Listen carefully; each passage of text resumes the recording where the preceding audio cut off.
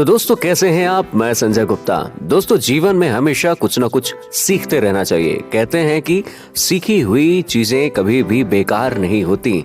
जो ज्ञान रहता है इंसान का हमेशा कभी ना कभी काम जरूर आता है। यह कहानी भी कुछ ऐसी ही है। आइए इस कहानी को सुनते हैं, लेकिन इस कहानी को पूरा जरूर सुनिए क्योंकि आधी अधूरी कहानी सुनने का कोई फायदा नहीं। तो आइए शुरुआत करते हैं इस बहुत सुंदर सी कहानी की। एक बार की बात है, स्विट्जरलैंड के एक कस्बे में एक बहुत बड़ा जमींदार रहता था। उसका एक ही बेटा था, पर वह मूर्ख था। उसे पढ़ना लिखना कुछ भी नहीं आता था। बेचारा जमींदार उसे पढ़ा पढ़ा कर थक गया, पर उसका बेटा उससे कुछ भी नहीं सीख पाया। एक दिन वह अपने मूर्ख बेटे से बोला कि बेटा, मैं तुम्हें कुछ लिखाना पढ़ाना चाहता हूँ, लेकिन मैं तुझे कुछ भी लिखा पढ़ा नहीं सका। अब मैंने तेरे लिए एक विद्वान गुरु का प्रबंध किया है जो कि शहर में रहते हैं। तुझे उन्हीं के पास रहकर लिखना पढ़ना सीखना होगा। वही तुझे कुछ सिखा सकते हैं, कुछ पढ़ा सकते हैं। पिता ने अपने बेटे को उसके गुरु के पास दूर शहर में भेज दिया। वह लड़का पूरे साल अपने गुरु के पास रहा और एक साल समाप्त होने के बाद जब वह अपने पिता के पास वापस आया तो पिता ने अपने बेटे से जब मुलाकात की तो वह बहुत खुश हुआ और अपने बेटे से पूछने लगा कि बताओ बेटा, एक साल में तुमने अपने गुरु से क्या सीखा। तब वह लड़का प्यार से कहता, पिताजी मैं अब कुत्तों की भाषा पूरी तरह से समझ सकता हूँ। यह सुनकर पिता ने अपना माथा पीट लिया और बोला, हे भगवान, एक साल तक एक विद्वान गुरु के साथ रहने पर तुमने केवल कुत्तों की भाषा समझना सीखा है। क्या तूने इतना ही पढ़ा है या और कुछ भी सीखा है? मैंने तुझे शहर में कुत्तों की भाषा सीखने के लिए नहीं भेजा था।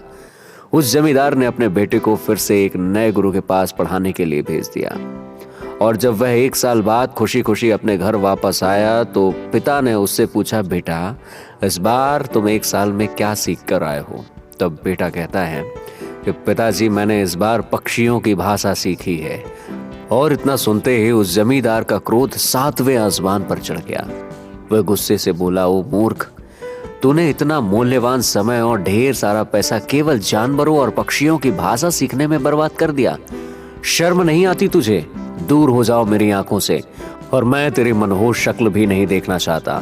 इस बार मैं तुझे किसी और गुरु के पास भेजूंगा, पर अगर इस बार भी तूने कुछ पढ़ना लिखना नहीं सीखा तो मुझे अपना पिता नहीं समझना। ऐसे मूर्ख से मेरा कोई रिश्ता नहीं। और इतना कहने के बाद जमींदार ने इस बार अपने बेटे को तीसरे गुरु के पास भेजा। उनके साथ भी एक साल रहने पर जब वह लड़का वापस अपने पिता के घर पहुंचा तो पिता ने उससे पूछा कि कहो बेटे, इस बार तुमने क्या सीखा? तब वह लड़का कहता है कि पूज्य पिताजी, इस बार मैंने मेढकों की भाषा सीखी है। और इतना सुनते ही जमींदार गुस्से से लाल पीला हो गया और लड़के को 2-4 थप्पड़ भी जड़ दिए। फिर अपने नौकरों को पुकारा और बोला, तुम सब लोग कान खोल कर सुन लो, और आज से यह न मेरा बेटा है और ना मैं इसका पिता। तुम इसे मेरे घर से बाहर निकालकर जंगल में फेंकाओ। मैं इस मूर्ख की सूरत भी नहीं देखना चाहता। जमींदार के सेवक उस लड़के को उठाकर एक घने जंगल में छोड़ आए। लड़का दिन भर जंगल में भूखा प्यासा इधर से उधर भटकता रहा। घूमते घूमते उसे जंगल के एक अंतिम छोर पर जाना पड़ा। एक बड़ा सा किला उसे दिखाई दिया। लड़के ने सोचा कि क्यों ना मैं इसे किले में रहकर अपनी रात गुजारूं। उसने किले के चौकीदार से किले में रात गुजारने की अनुमति मांगी।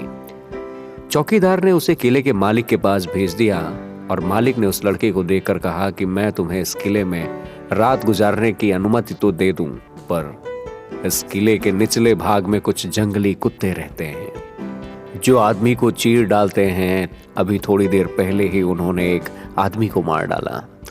सारा गांव इन कुत्तों से परेशान है। इस किले में केवल निचले भाग में ही कमरे खाली हैं। क्या तुम यह जानकर भी उस कमरे में रात गुजार सकोगे? लड़का यह सब सुनकर बिल्कुल भी नहीं डरा, क्योंकि वह कुत्तों की भाषा समझ चुका था। उसे कुत्तों की भाषा अच्छी तरह से समझ में आती थी। वह किले के मालिक से बोला, ठीक है, आप मुझे उन भयानक कुत्तों के साथ बिताने की अनुमति दे दीजिए, पर पहले मुझे उन कुत्तों को खिलाने के लिए कुछ दे दो ताकि कुत्ते मुझ पर झपटे नहीं। कहानी को सुनते रहिएगा, आगे कहानी में बहुत अच्छा ट्विस्ट है। किले के मालिक को उस लड़के की बात पर विश्वास नहीं हुआ, क्योंकि वे कुत्ते तो बड़े बड़े पहलवानों के वश में भी नहीं आते थे। फिर भी उसने कुत्तों के लिए बहुत कुछ खाने को दे दिया। अब वह सचमुच उन खूंखार कुत्तों से छुटकारा पाना चाहता था। वह स्वयं उस लड़के को अपने किले के निचले भाग तक छोड़कर आया। जब वह मूर्ख लड़का कुत्तों के कमरे में घुसा तो उसमें से कोई भी कुत्ता नहीं भौंका, बल्कि प्यार से उसके सामने पूंछ हिलाने लगे। लड़के ने जब खाने का सामान उन कुत्तों के सामने रखा तो सभी कुत्ते उस सामान पर टूट पड़े। बाद में लड़के ने कुत्तों के कमरों में रात गुजारी और अगले दिन जब वह लड़का उस किले के मालिक के सामने बिल्कुल ठीक ठाक पहुंचा तो मालिक देखकर हैरान रह गया। उसकी हैरानी दूर करने के लिए लड़का बोला कि उन कुत्तों ने मुझे अपनी भाषा में बतलाया है कि वे इतना अधिक क्यों भौंकते हैं और क्यों वे इस जगह के लोगों को हानि पहुंचाते हैं। दरअसल उन्हें शाप मिला हुआ है, उन्हें एक बहुत बड़े खजाने की देखभाल करनी पड़ रही है। ये खजाना इस किले के निचले हिस्से में दबा हुआ है। उन सबको तब तक शांति नहीं मिलेगी जब तक यह खजाना वहां से उठा नहीं लिया जाएगा।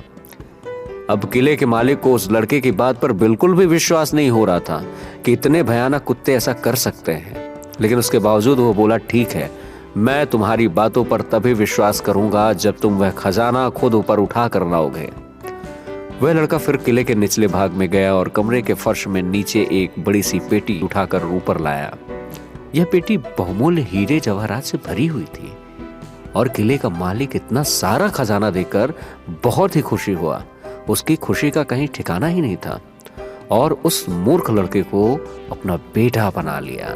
खजाना निकलने के बाद कुत्तों का भौंकना भी बंद हो गया और पूरे गांव में शांति भी हो गई। और जब यह बात उस लड़के के पिता तक पहुंची तो वह भी अपने लड़के पर गर्व करने लगा। दोस्तों, इस दुनिया पर ज्ञान चाहे किसी का भी क्यों ना हो, कभी भी बेकार नहीं जाता। इंसान एक ऐसा प्राणी है जो इस दुनिया में कुछ भी कर सकता है। तो आप भी जो सोचते हैं उसे कर सकते हैं। जीवन में कुछ अच्छा पाने के लिए हमेशा प्रयत्न करते रहिए, क्योंकि इंसान सब कुछ प्राप्त कर सकता है।